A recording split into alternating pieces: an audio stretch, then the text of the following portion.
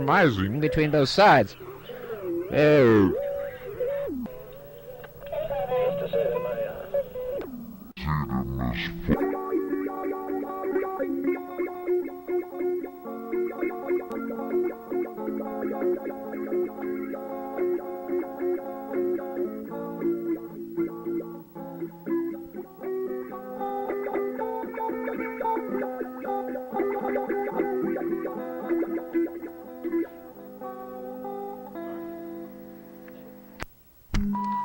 They all climb aboard a Star Cop cruiser spaceship hovercraft. Put it out in the cosmic papers. In order to improve society, it all lies in the minds of the people who live there. Well, crimson sunflowers, first awakening thoughts. Yes, about the crimson? The three figures' faces fade as Crimson looks up at the Star Cops.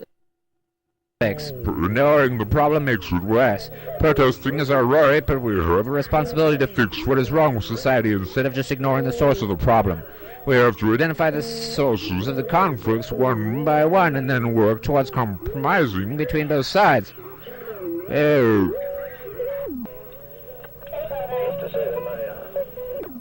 People have a tendency to misplace blame on order to confuse the other side of an argument as distraction once they start insulting the other person and they've lost the argument. Distraction, they can steal the attention for their point. It's like they're blaming us for their mistakes, but I don't blame you for my mistakes. Everyone wants to be free, but freedom is an illusion. You're only free to think since we can't persecute a person for their thoughts. People who think we can't persecute a person for their thoughts. People who think they can make their claims in reality are just setting themselves up for this inevitable disappointment. But the reality of society is not based on dreams, but yet the existential is a means. There must be something. The reason for us being here. Can you, even though the definition of existentialism is hopelessness, forced to suffer, you can find hope in that.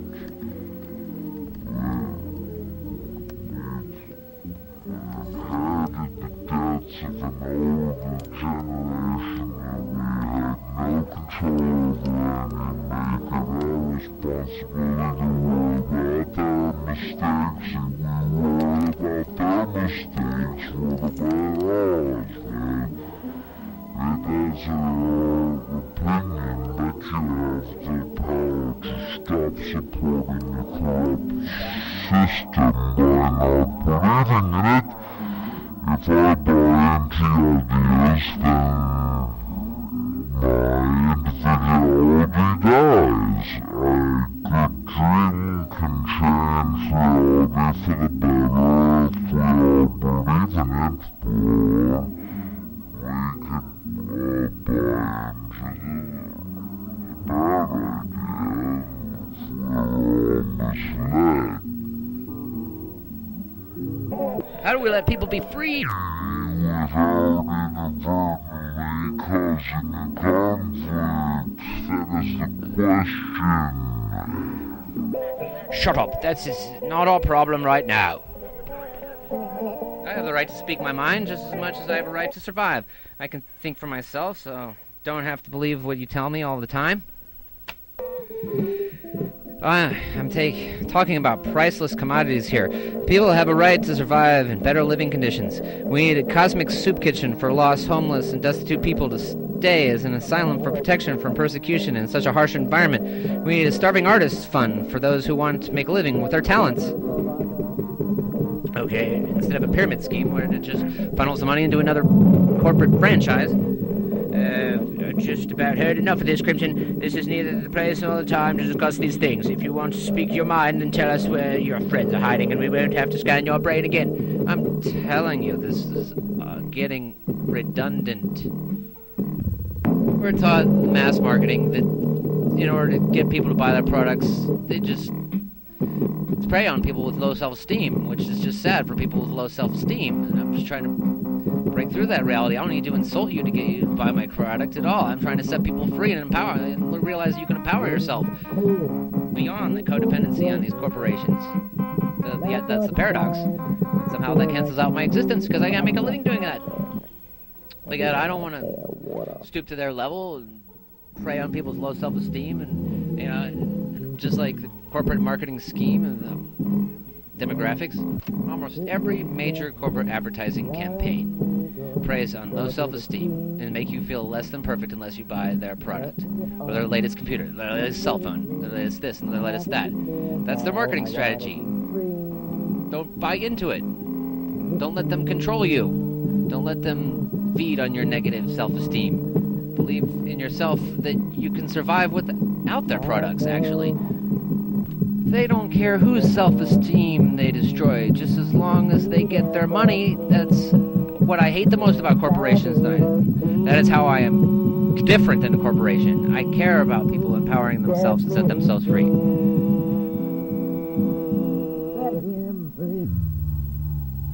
Set me free.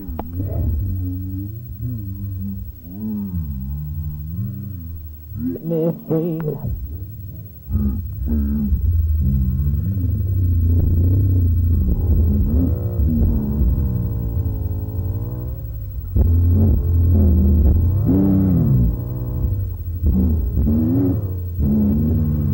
That's how I will always be different than a corporation. I don't know.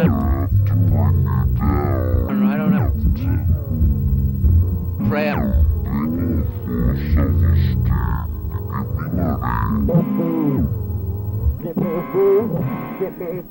have the right to speak my mind just as much as I have a right to survive.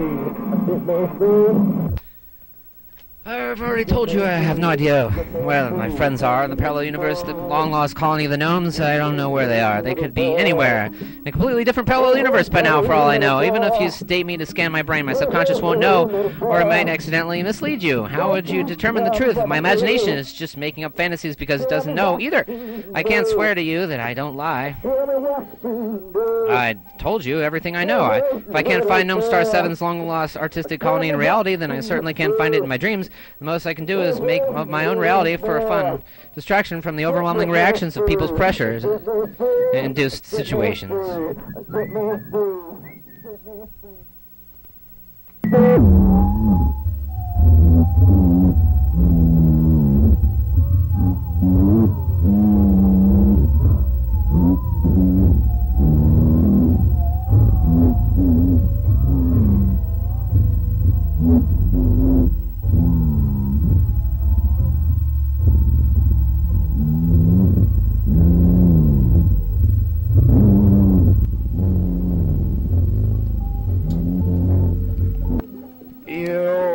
Obstructing official StarCorp business right now, so I will have you removed in a minute after you listen to this. We're going to fly around the non-territorial zone after we're done down here. While pointing his finger at Crimson. We know that the gnome planet is located somewhere in that quadrant past Supernova 7. We also know where to find you in case we need any more clues.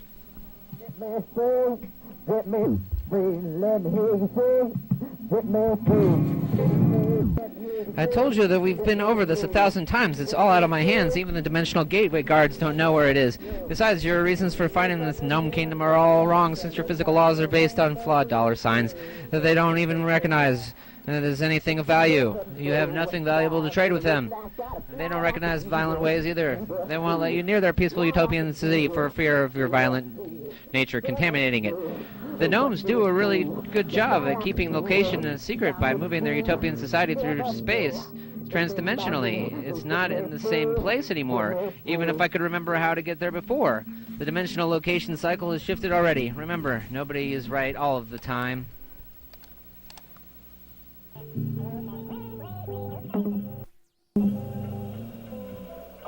Rich, get him out of here. Take the hovercraft car from our spaceship's cargo bay and go directly to Zox. Don't stop anywhere along the way and don't let him out of your sight until he has the job. That's clear as I clear.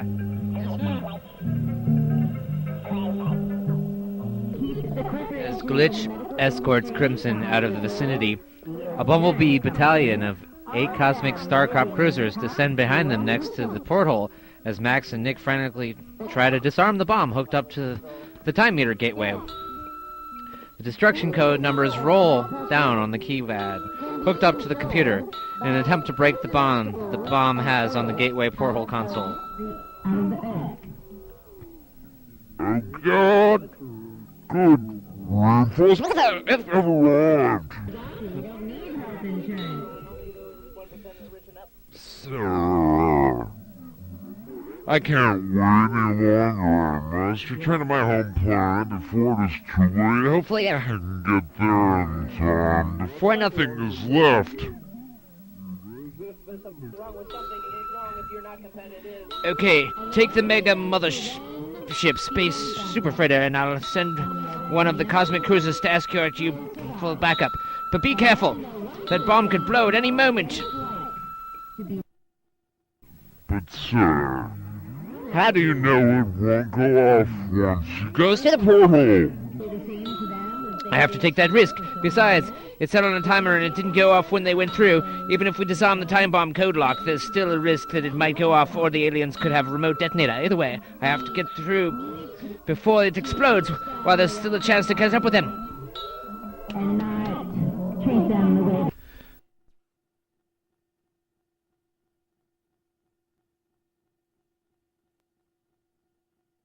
Won't go off once it goes to the porthole.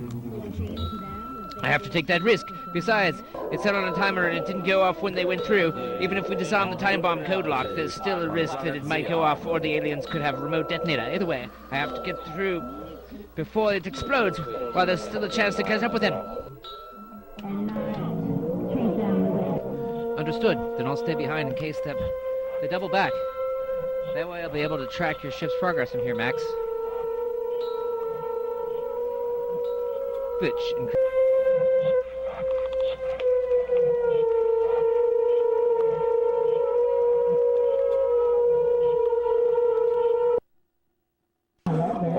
All right.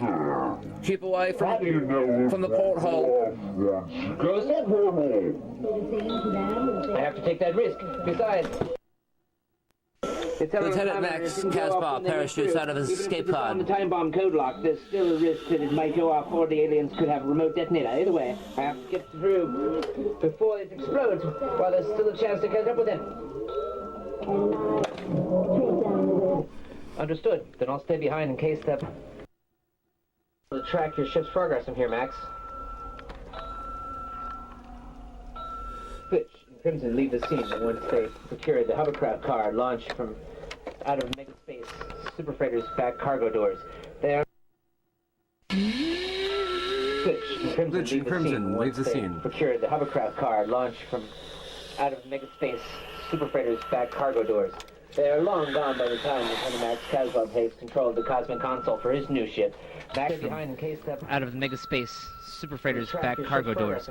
They are long gone by the time Lieutenant Max Casbah takes control of the cosmic console for his new ship. Max Casbah goes in after Omain and Gecko, but it's almost too late when the alien gangsters come back towards the porthole from their end of the Milky Way in order to be in range of the time meter gateway.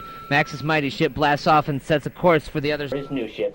Max Casbah goes in after Omain and Gecko, but it's almost too late when the alien gangsters come back towards the porthole from their end of the Milky Way in order to be in range of the time meter gateway.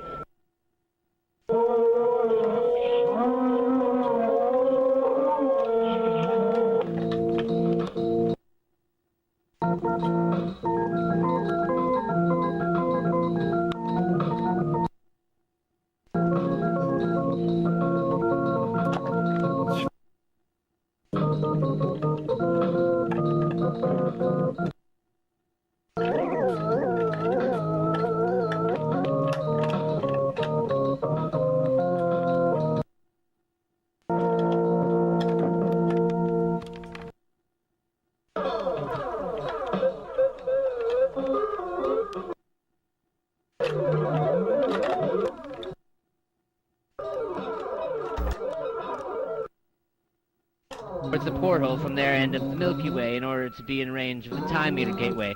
Max's mighty ship blasts off and sets a course for the other end of the transdimensional portal while Commander Starfire and his Starcop crew work on disarming the bomb from the Time Meter console control station. Little did they know, the aliens had redirected the time coordinates for the portal's trajectory in space. As Max's cosmic cruiser entourage escort prepares to follow him through the portal, something goes terribly wrong. An electromagnetic disturbance is sent through the portal from a distant signal. A black cloud opens up in the sky like lightning bolts striking.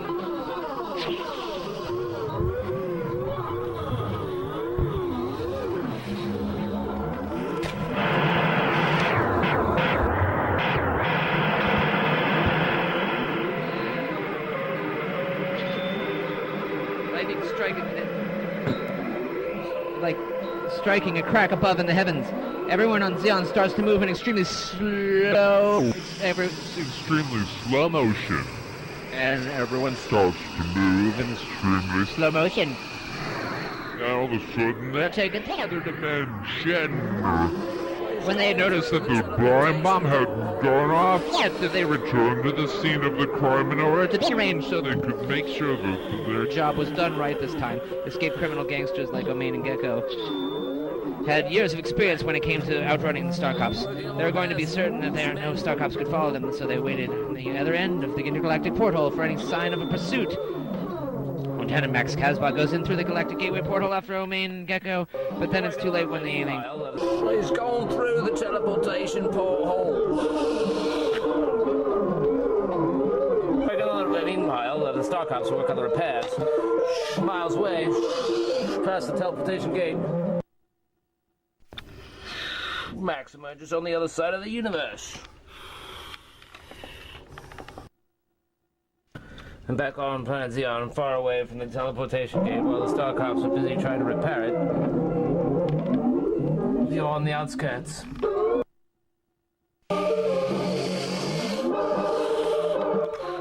Grimson.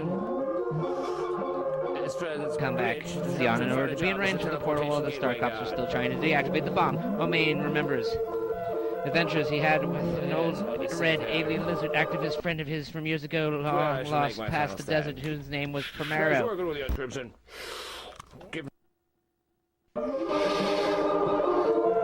to go there, Crimson. Good job. Now keep that teleportation gateway running so Lieutenant Max Casbah can return to this parallel dimension of the Zeon Colony.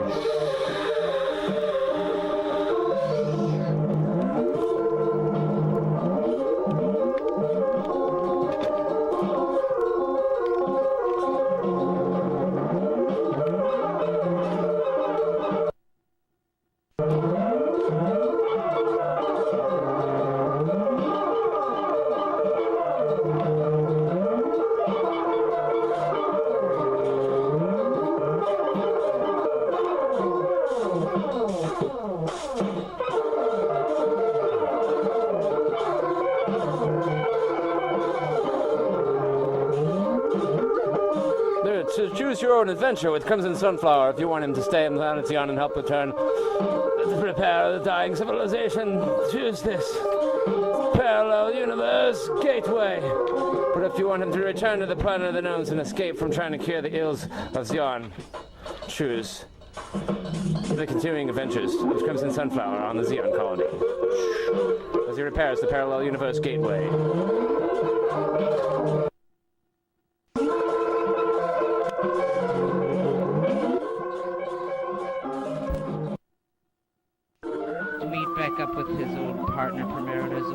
Because he knew that Primero would never double-cross him since they were old childhood friends ever since they scavenged Zeon's desolate red desert surface together for amoeboid parasites as young alien lizard. What planet are you from?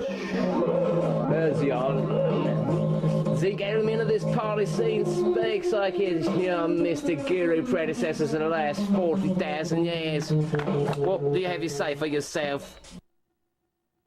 Well, I'm on planet Zeon, in the Rickathar galaxy. My mission is to seek vengeance for my father's alienation, as well as gain a righteous position for myself in the suppressing society as an ostracized poet, philosopher, artist, and musician, instead of suffering the consequences of a politician.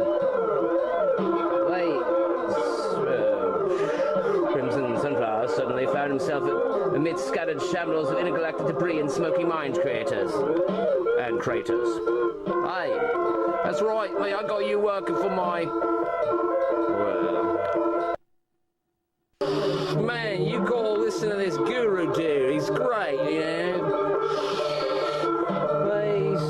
He's freaking me out, but he's great, shouts a dazed voice in the corporation's audience, and heads flocking to the ugly duckling like platypuses with multivariant powdery noses of speckled dust, fleckless particles. Whatever you say, boss.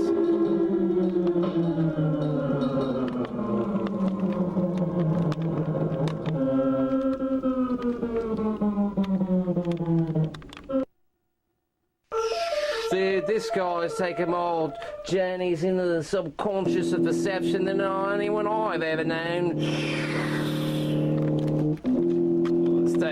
Crimson obediently and diligently guards the teleportation gateway. Well, Crimson says to himself, if that's how I have to be known, it'll do, because I have little time. At least that means I'm experienced after becoming enlightened by facing my fears about death in the subconscious. While I'm still alive, ahead of my time, I've been the mystic wandering guru, but don't expect me to enlighten you, because only you can do that for yourself by listening to what your inner spirit really has to say about your true potential. Ritual. Now Omain was on an even more dangerous mission that could affect all space and all time with Gecko, the alien leader of the Gwats.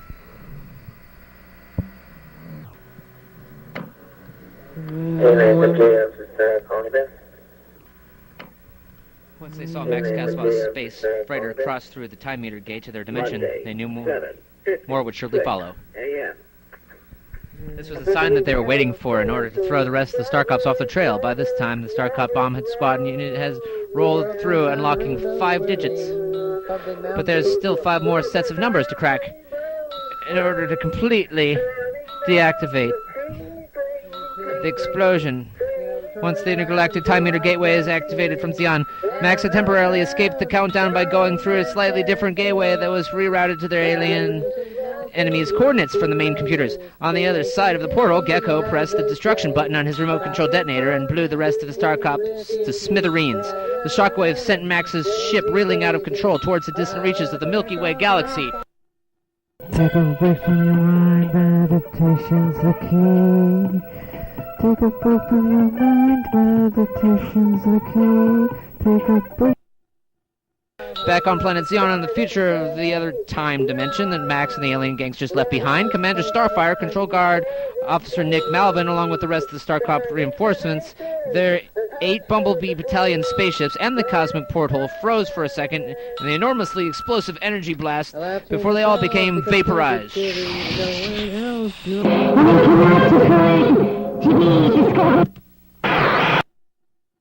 Mind meditation's the key.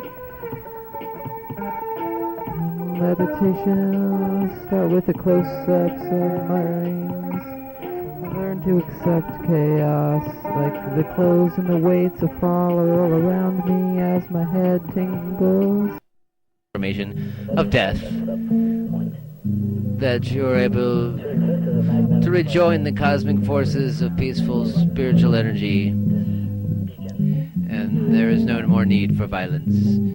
Along with my fingertips, I've got a freeze ray, it's gonna numb them.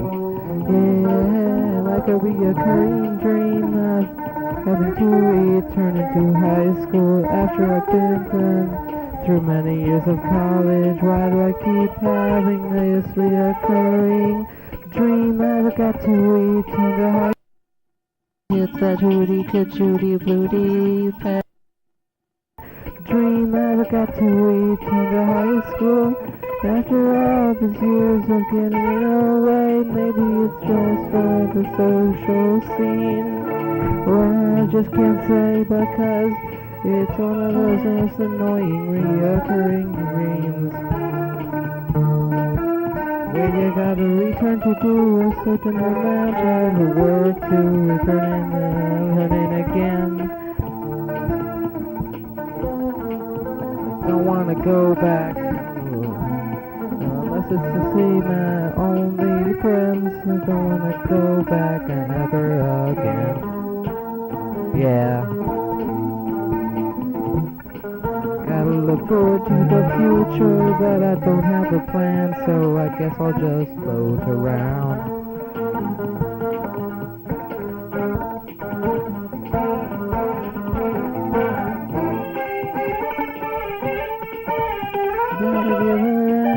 Gotta give around to survive with a peace of mind, a simple peace of mind.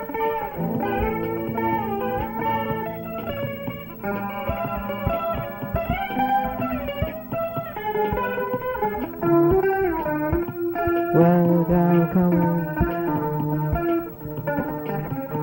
Like the patterns in the notebook, looking around for the flickerations of light in the face of the night, and my head swimming around and floating out outside.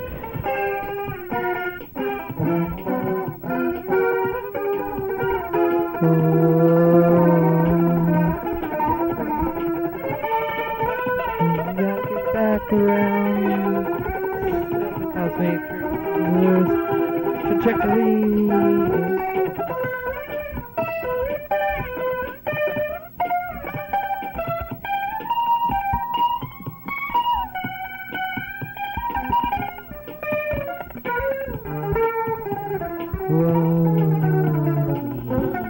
Just don't know how to get it back home. Just don't know how to figure out who the hell it was before I was alone. Oh, I lost in the dimensional gateway. Laser ray, never freeze ray. I accumulated on the planet Zebus in the Metroid mission. Gotta free the enemy boys. Gotta freeze them before they attack us.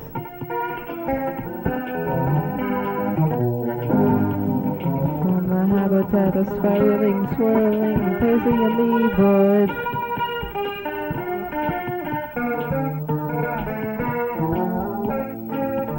Cosmic porthole froze for a second in the enormously explosive energy blast before they all became vaporized. The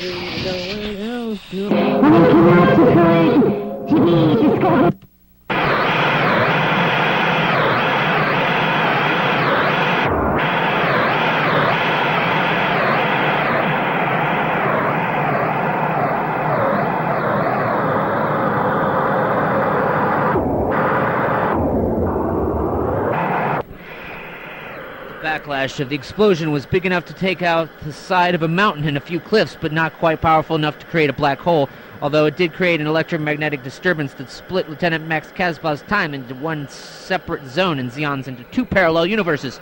It would take years to rebuild a gate at Zeon's aftermath destruction site, and it would have to be reconfigured so Starcops could take advantage of the newly formed antimatter zone in order to find lost time and space travelers like Lieutenant Max Casbah. These pioneers of new metaphysical dimensions were on their own. That's part of what made space so lonely and mysterious, but worth understanding. Only the most foolish of men and aliens would attempt to conquer and control the unpredictable forces of nature and the condition.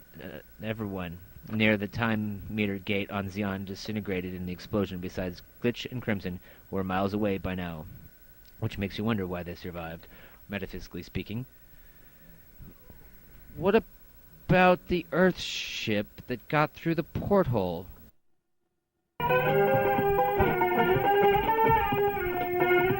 Today is the day wherever, doesn't matter anyway, everything connects that I want to play. Between the leads and the day and my dreams.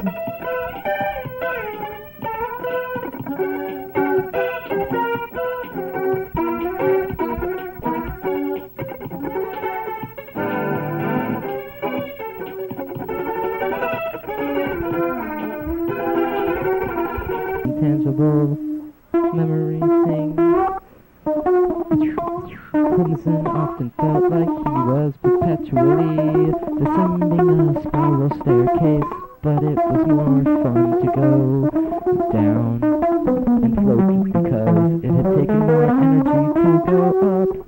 Once you were up on the fourth story of the reed dimension. You could only sit and breathe with all filtered air in a spaceship of your own design. And roads were pink and blue, far known for its space course. That edge stuff, smokiness that you just created. And the air like fan filters slip through the back of your skull as the pilot's helmet look to the rear of the double console. The double console.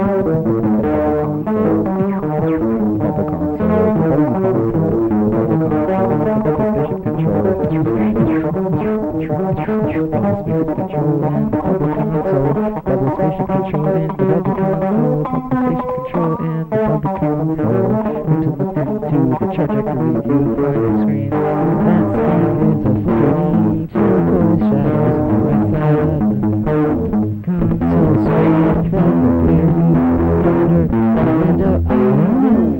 This is also temporary.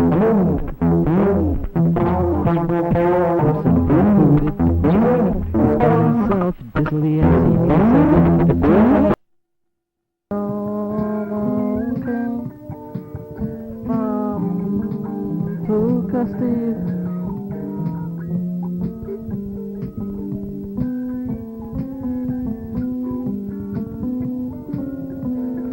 While Andrea and I wander past the vibes, soaring in a hovercraft through space at night.